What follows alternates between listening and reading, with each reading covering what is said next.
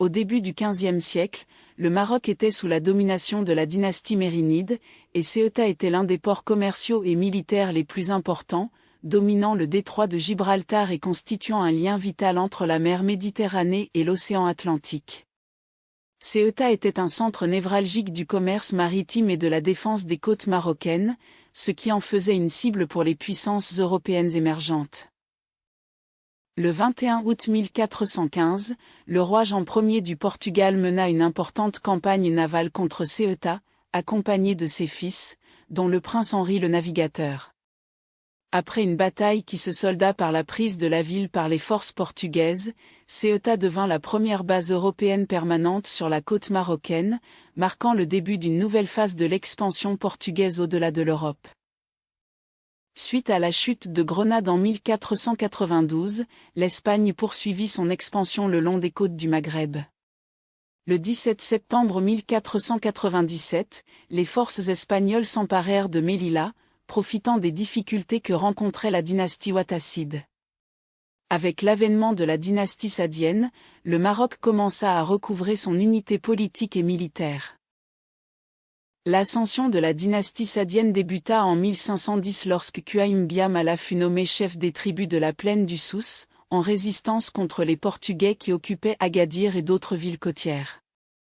En 1525, son fils, Ahmad al-Harraj al-Sadi, contrôlait Marrakech, et son frère, Muhammad al-Sheikh al-Sadi, s'empara d'Agadir aux mains des Portugais, puis de Fès aux mains des Ouattacides, s'assurant ainsi le contrôle de la quasi-totalité du Maroc.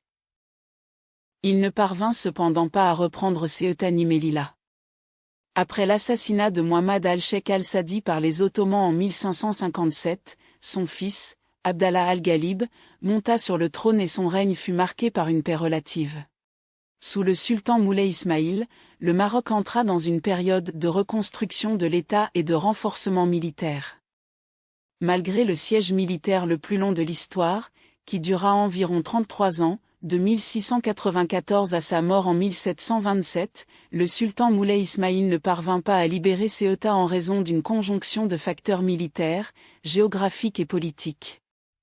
Malgré la durée du siège, la ville demeura sous contrôle espagnol. Durant cette période, le Maroc réussit à reprendre plusieurs ports côtiers. Média en 1681, Larache en 1689, Azila en 1691.